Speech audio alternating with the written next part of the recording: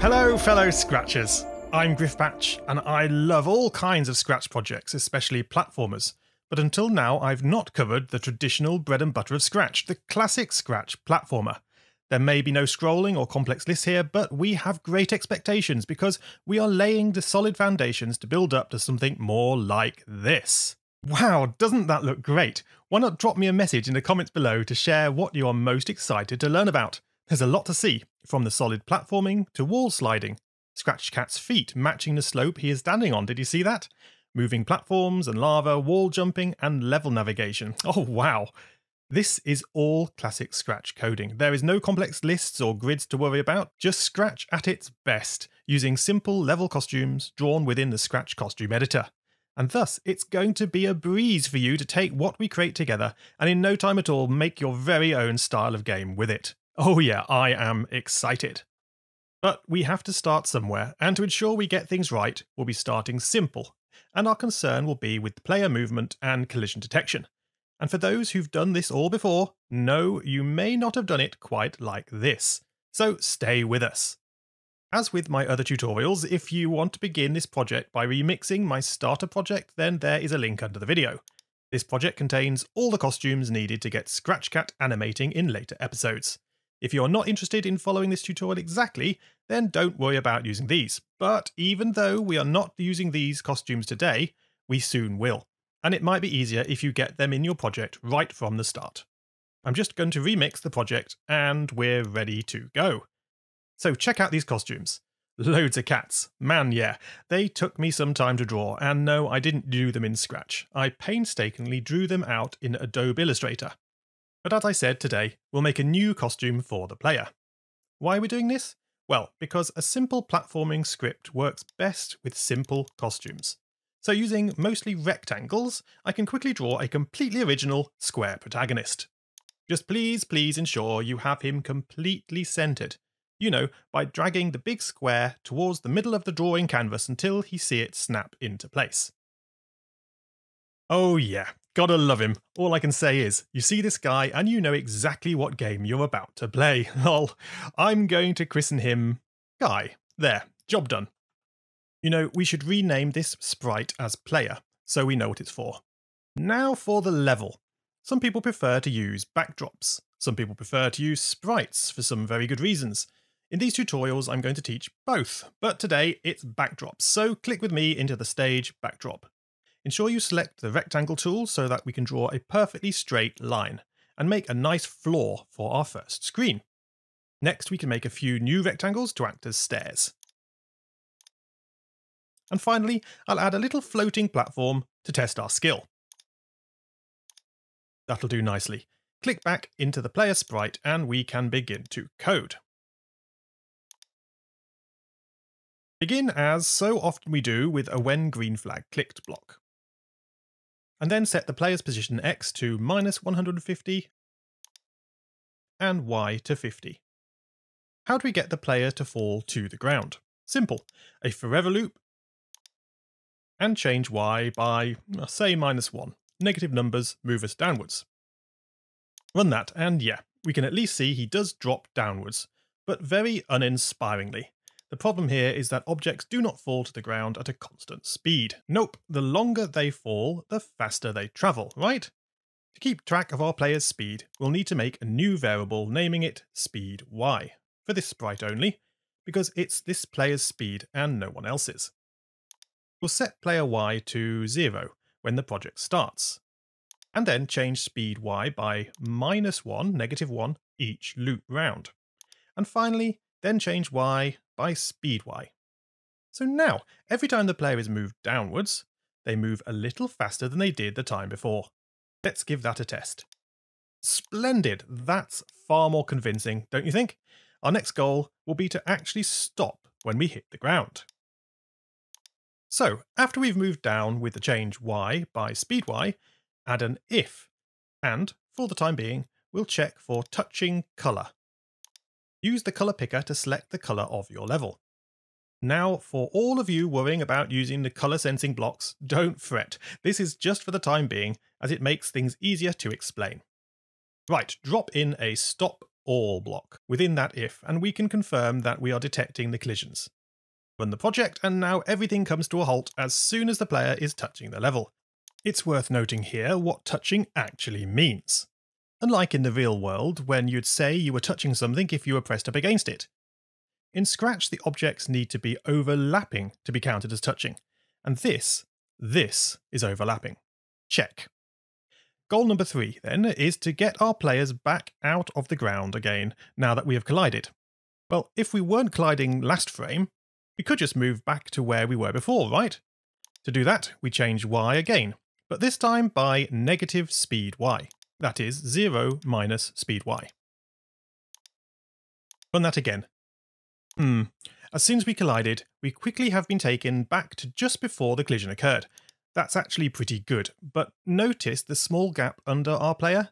That happened to be a rather lucky fall. Things can look a lot worse. Let me adjust our starting Y position to 55, and then run the project again.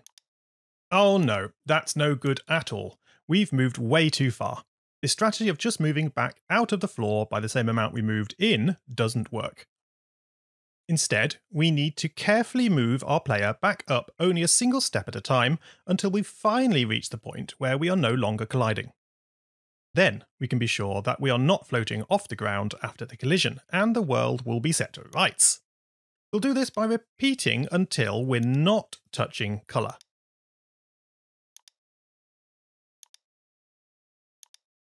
And in this repeat loop, we'll change Y by 1, just 1. That is, we move them up 1 pixel at a time. We don't need the stop all block any longer. If we run that, we can now see after a collision we are raised back up to the surface. But then suddenly we plunge back down into the ground again. Oh, why is that? Okay, simple. After an impact with the ground, we need to reset our speed Y to 0, since the impact should have taken all the speed out of our fall. Great. Gone is the glitch. But I'm not dead keen on the way our player is seen to glide up out of the ground. Luckily, this can be easy to fix using our friend the custom block. So make a new block, naming it Fix Overlap. And here's the important thing. We click the Run Without Screen Refresh. This means everything we place inside this block will no longer animate, but will finish running before the screen refreshes. This is perfect for getting the player out of the ground without us having to see it happen. Move the entire repeat until block under the new define fix overlap block, replacing it with the fix overlap block itself. Let's see that in action. Oh yes, smooth! The player now looks to be falling and landing flush with the ground, no visible penetration and no floating or unwanted bouncing around. Perfect! Okay now, before we move on, what if we wanted to change the speed at which the player falls to the ground? Well, that would be changing the force of gravity, right? That's our -1 value over here. What we'll do is create a constant variable specifically for this. Make a new variable naming it gravity for all sprites. I make it uppercase to indicate that it is for all sprites. And we'll set it to -1 right at the start. Then simply replace the change speed y by -1 with the new gravity variable. That makes it easy to remember how to change the force of gravity at any time later on. Feel free to play with the values here and have some fun. Talking of gravity, how better to show it off than to add in the ability to jump? And this is surprisingly easy. Right at the top of our forever loop, add in an if, checking whether the up arrow key is pressed. Then we set speed y to a positive number, say 12. And just run the project. Tap the up key and up we go. Our speed keeps us travelling up for a moment and then gravity naturally returns us back to the ground. That is excellent. Of course, there's nothing to stop us holding down the up key and flying away. So it's more of a rocket jump at present, but not to worry, we will fix that later. The next up, it's walking. Let's add in the left and right movement. If left arrow key pressed, then we need a new variable for our x speed. Let's name it speed x, again for this sprite only. Now, when the left key is pressed, we can change, yes, don't set this time, not set, change speed x by -1.5. We'll do the same for the right key. Changing speed x by positive 1.5. That takes care of our player's acceleration, but doesn't actually move them. That we will do down here, just above the change y by. We add a change x by speed x. Run the project, and we are off. I can now press an arrow key and the player begins moving in that direction. However, I have to stress, they don't slow down, but they keep on moving very fast in that direction, until, that is, I press the opposite direction arrow key again. Oh man, this is hard to control. What we need is some resistance, that is, friction with the floor, to slow us down and stop us moving. Not a problem. Just before we change speed y, set speed x to speed x multiplied by, and now a value between 0 and 1. I'm going to pick 0.8. The closer this number is to 1, the more slippy the floor will feel. Playtesting again, and that's quite a transformation. This is feeling much more like a platformer already. And so, the next step, no pun intended, would obviously be to stop us colliding with this right-hand step, or wall, by detecting the collision and then backing our player sideways carefully out of it, just like we did for gravity. However, I'm going to stop us right there and take a short breather. Why? Because I wanted to try something a little bit different. What I love about coding is that there's always space to innovate, to try doing things a little differently to see if you can improve things. We yet have many problems ahead of us that we will need to address, some easy to work around and others more problematic. For example, like the player getting caught on irregular pixels of steep inclines, the very pixels that make up our bitmap levels. Man, that is a real doozy. What I'm going to propose is that, rather than moving the player in large steps until they collide, and then using small steps to get them back out of the collision, we instead use small steps at all times while moving the player. This allows us to detect collisions as soon as they occur, and also allows us to handle the movement and the collisions in far more detail going forward. Shall we give that a go? We'll begin by replacing just the change y and collision scripts here. Make a new custom block named move in steps, with a numeric input of steps. Make it run without screen refresh. As usual, drop in this new block where we took the original scripts from. We'll leave the steps input empty for a moment. So we want to move by speed y as before, but split up over a number of smaller steps. We'll start by repeating for the given number of steps. It'll be useful to remember the last position we were in before the move. Make a new variable naming it last value for this sprite only. Set last value to the current y position of the player. And now we change y by, but how much? Well, we need to divide the total distance we want to travel, that is speed y, by the number of steps we are going to take, that is steps. We can then put back the collision check. We can remove the fix overlap.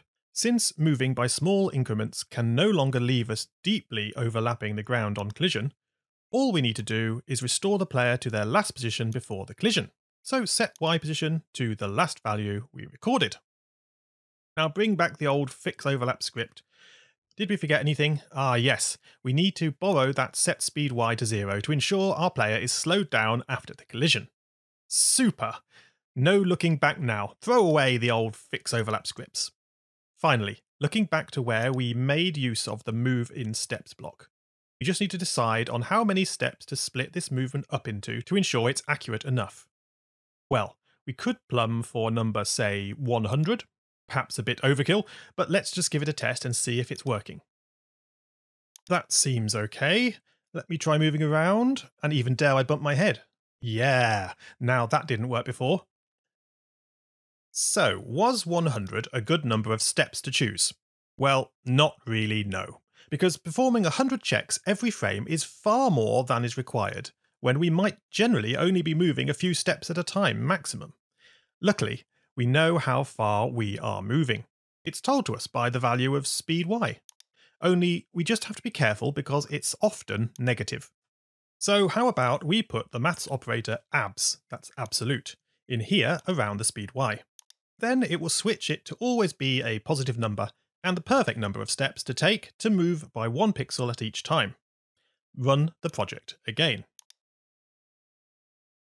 And it feels identical, but we'll be performing far, far less collision checks, which is very good news. This then is the perfect time to consider the horizontal movement and resolving of their collisions too.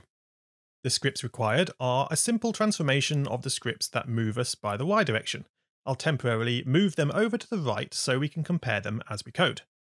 Set last value to the x position this time.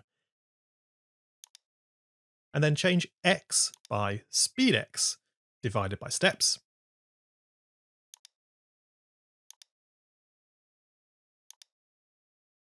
And then check for the collision again with the if touching colour. If we did collide, then set x back to the last value. And finally, set speed x to 0 to stop us moving further in that direction. Great! So we can return the y moving scripts, but put them underneath the x moving scripts. Careful to keep them within the repeat loop. Finally, just scroll up and we could remove the old change x by speed x here, as this is now covered by our changes to the move in steps block. Oh, hold on, one more thing to consider. The move in steps block is only working out the number of steps to move based on speed y. Well, now we have a speed x to consider too. This does complicate matters, but to make life easy, we can just add the two speeds together. Just make sure to add the absolute value of speed x to the abs of speed y, like so. And it's testing time again. I'll literally dash over to the first step, and celebration! We have contact. There's no passing through this one now. Everything is feeling really solid, which is brilliant news. So where does that leave us? One last thing I'd like to just address before the next episode is the jumping mechanics. At present, I can still fly around by holding up. Let's limit that to a simple jump. For this, I like to make use of a new variable named falling. For this sprite only. This wants to increase all the time we are in the air. We can just change falling by 1 at the top of the define move in steps script. Then, to reset it to 0 when we touch the ground, set falling to 0 when we set speed y to 0 after a vertical collision. If we run the project, it's easy to see this at work. Falling is 0 while we are sitting on the ground, and then quickly starts counting up when we leave the ground. This makes it easy to now limit our jumping to points of ground contact. Scroll to the if up arrow pressed, and we can surround the set speed y with an if, checking for a falling value less than, say, 3. So why 3? Well, this trick lets the player still jump 2 frames after they ran off the end of a platform. It's often known as a coyote jump and helps to keep the game feeling less frustrating. Okay, how does this feel? Pretty good. I'm feeling much more grounded. Hey up, did you see that? Oh no, we still have one bug. I was able to stick to the ceiling, holding the jump key. Luckily, I've seen that many times before and I know exactly what it is. Find the define move in step script and scroll down to the set falling to 0. Okay, so this collision triggers both when we hit the ground and also when hitting the ceiling. We don't want to say we've stopped falling just because we've touched the ceiling, so place an if around the set falling to 0. Make sure to move it above the set speed y to 0, and then check whether the speed y is less than 0. That is, we are travelling downwards when we collided. If this is the case, then this was a floor collision, and we are okay to set falling to 0. Run the project again. That's it. We are solid, and everything is feeling just right, and no sticking here. We are all about done for episode 1. What I'd just like to do before we finish is make sure you know how to customize the feel of the movement. Perhaps to make it feel a little less floaty would be nice. Come right up to the top of the script. We started everything with the gravity variable. You know about this one. Just change it to a larger negative value, say negative 1.5, to cause the player to be pulled faster back to the ground. This looks better, but of course has the extra effect that we can now not jump as high as we could before. Well, let's add a new variable to adjust how high we can jump. I'll name it jump force for all sprites. Set it initially to 12. And I'll drop it in to the set speed Y here, where it was previously already set to 12, so no change there. But what would happen if we changed it to 20? Give it a run. Woohoo! Now I can spring really high into the air. That's cool. But I'm pretty sure 12 is good for me right now. That leaves us with how fast the player walks and slows back down again. Make a new variable, acceleration, for all sprites. And set it to 1.5 again up at the top of the project. We can replace the right arrow change speed X with acceleration right off. But move left requires a negative change. So bring in a subtract block and we'll change it by 0, subtract acceleration, like so. That leaves us with this 0.8 here. This slows us down. So make a new variable named resistance for all sprites. And put it right here. Scroll to the top and set resistance to the same value, 0.8. Good, good, good. We can play around with these new variables to find the values that make our platformer behave and feel just the way we want. And this may change over time as we continue to build up this exciting platforming engine. There's something really satisfying about a functioning platform engine that feels really solid.